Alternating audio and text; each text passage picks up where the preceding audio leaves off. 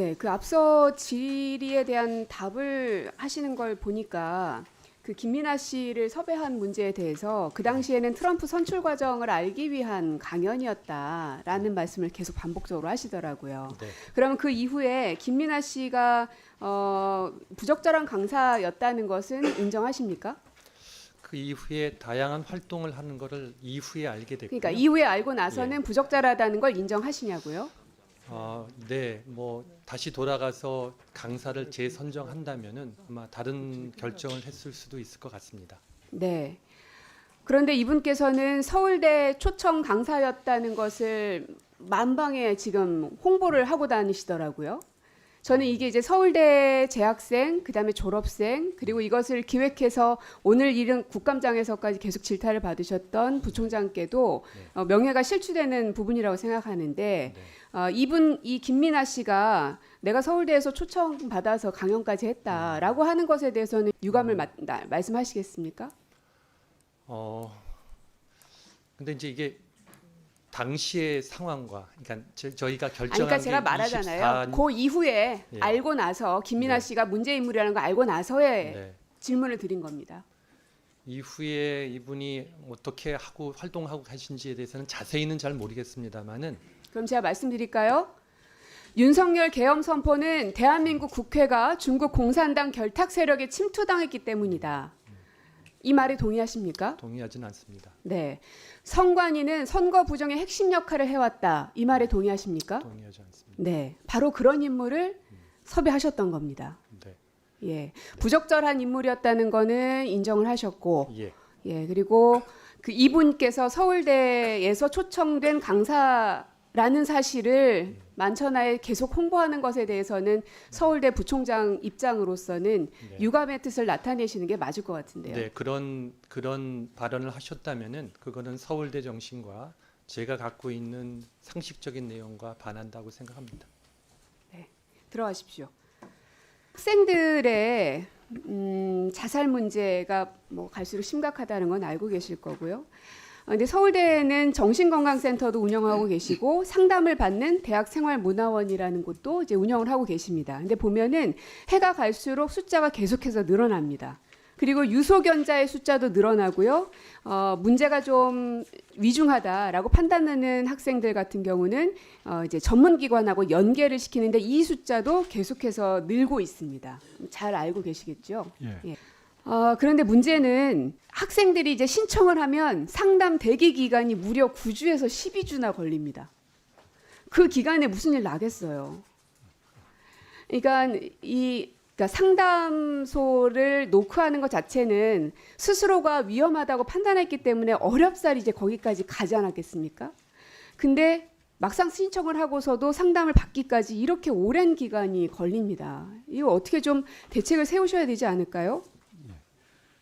예, 저희 이 문제를 학내에서 매우 심각하게 생각을 하고 있고요. 그리고 내년도 예산 그동안도 꾸준히 그쪽 관련 예산을 늘려왔는데 내년도에도 지금 말씀하신 이런 상담 그 지원 문제 때문에 전문의원을 그 6명을 추가로 저희가 전문의원을 그 고용하기로 예산을 확보했습니다. 그리고 이걸 뭐 저희가 여러 차원에서 이렇게 지속적인 그 상승되는 거에 원인을 저희가 제대로 분석을 해야 되는데 그래서 학교에서의 대부분의 경우가 정서 문제, 대인관계가 많습니다. 그래서 저희가 관련해서 이걸 상담을 하고 필요한 이런 조치를 하는 것도 시스템을 그리고 상담 예약이든 그걸 시스템을 저희가 더 개선을 해서 지연이 없도록 하는 거는 하는데 더 예방이든 전체적인 학교 캠퍼스 생활에서의 그런 종합적인 거기에는 뭐 상담도 중요하지만 여러 가지 교육, 비교육 과정들이 다 네. 관여가 됩니다. 그래서 여러 그쪽 관련해서 학생들이 좀 더 이런 정신 건강을 실제적으로 더 예방 차원에서 할 수 있는 그런 교과, 비교과 그리고 공간 재구성 뭐 이런 것들을 계속 하고 있습니다. 네. 앞으로 그 인력을 얼만큼 늘릴 건가 그리고 서울대가 다 소화하지 못한다면 이제 전문기관하고 계속 연계할 수 있는 루트를 만드셔야 되는데 다른 학교에 비해서는 압도적으로 서울대가 잘하고 계십니다. 근데 다만 서울대가 그 어떤 루트를 만드셔야 예.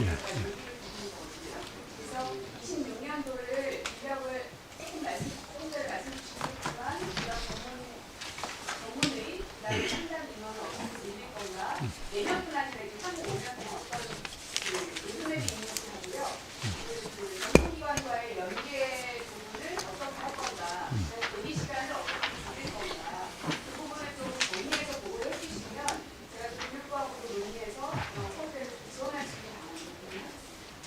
그렇게 하겠습니다. 서울대 병원장님, 국립소방병원 인력 문제 잘 알고 계시죠? 네. 네. 25년 9월에 인력 배치가 완료가 되고 12월에 의료기관은 허가를 받아야 되는데 그게 지금 불가능한 상황이죠. 지금 인력 배치가 완료가 안 됐다고 제가 보고받았거든요. 네, 필수 그 7명이 필요한데요. 지금 네. 5명 채용된 상태고 2분은 지금 구하고 있습니다. 근데 지금 현재 의정 사태 이후에 그 주니어 패컬티들이 굉장히 부족해서 저희는 처음에 서울대학교 병원 이름이면은 그 여기에 좀 충북 음성군 맹동명 거기 있는 건데도 가능할 것으로 생각했는데 지금 생각보다 좀 난항을 겪고 있고 특히 2분의 경우는 그 구하기 굉장히 어려운 과가 돼서 좀 난항을 겪고는 있습니다. 네. 이게 내일이 이태원 참사 3주기여서 소방공무원들에 대한 생각을 다시금 하지 않을 수가 없는데 이게요, 윤석열이 저질러 놓은 계엄 사태와 특히 의정 갈등 이 모든 것들의 영향이 그냥 단순히 요 국회 안에서만 옥닥복닥 되는 게 아니고요. 이 국립소방병원의 인력 확충 문제까지 이렇게 퍼지고 있다는 점을 좀 말씀을 드리는 겁니다. 그래서 이거를 그냥 손 놓고 있을 수는 없고요. 어쨌든 저희가 해결은 해야 되니까 서울대병원에서도 초기 세팅이라도 일단은 해야지 이제 문을 열 수가 있으니까요. 그 방안에 대해서 고민을 해주시고 도움이 필요하면 좀 말씀을 주십시오. 네, 처음 그 세팅도 중요하고요. 내년에는 이제 입원실도 열어야 됩니다. 그래서 지금 진료과장 회의 같은 데서도 다양한 회의차를 만들고 있고 앞으로는 공공임상 교수라는 제도가 또 있습니다. 그래서 그런 제도를 활용한 인력 확보를 해야 되는데 그러려면은 좀 권역이라든지 이런 걸 좀 조정하는 필요가 필요하고 그런 때는 말씀드리도록 하겠습니다. 네. 자, 그리고 교원대 총장님. 네. 제가 국감 기간 내내 모든 그 국립대에 여쭤보고 있는 건데요. 조교 임용 기간입니다. 예, 그거는 1년 단위로 하게끔 지금 시행령이 돼 있다 보니까 학교들이 어쩔 수 없이 막 계속 재임용을 하는 건데 교원대는 보니까요. 근무 성적이 우수한 자는 3회까지 재임용할 수 있다라는 규정을 굳이 또 달아 놓으셨어요. 네. 다른 데는 없어요, 이런 게. 그러다 보니까 1년마다 재임용을 거치고 3년째가 되면 신규 채용을 해요. 근데 새로운 사람을 채용하느냐? 아니, 도로 그 사람 채용합니다. 왜 이런 불필요한 것들을 하십니까? 네, 의원님께서 말씀하셨듯이 이 교육 공무원 임용령이 조교는 그 근무 기간을 1년으로 하여 임용한다라는 규정 때문에 어쩔 수 없이 그렇게 운영을 해왔습니다. 그런데 사실 조교들이 사기 진작이 되지 않고 또 고용이 불안정하다 보니까 상당히 그거에 대한 애로점을 많이 토하고 있습니다. 그래서 우리가 형식적으로 서류를 받는 그런 절차를 이제는 좀 마무리하고 이분들도 직업의 안정성을 갖고 정체성을 갖고 좀 더 열심히 일할 수 있는 여건을 좀 만들어줘야 되겠다. 그래서 의원님께서 관심을 가주셔서 정말 감사드리고 이 부분이 좀 법적으로 해결이 됐으면 저희 대학에서도 좀 편하게 진행할 수 있겠다. 그래서 저희 대학에서도 제가 총장이 임용되고 바로 이 조교의 재임용과 관련된 정책 연구를 시행했고요. 그러면 총장님, 네. 지금 다른 대학들은 네. 이 규정을 똑같이 가지고 있으면서도 불구하고 4년이 지나면 이 재임용을 이렇게 면제해주는 것을 시행을 하고 있습니다. 제가 그 사례들을 정리해서 말씀을 드릴 테니까 네. 그 학교들처럼 운영을 하시면은 그 문제가 해결이 됩니다. 네, 그래서 저희는 더 적극적으로 하시겠다는 의지가 네, 있는 거죠? 네, 네, 그렇게 받아들이고 있습니다. 네. 예. 그 다음에 서울 교대 총장님.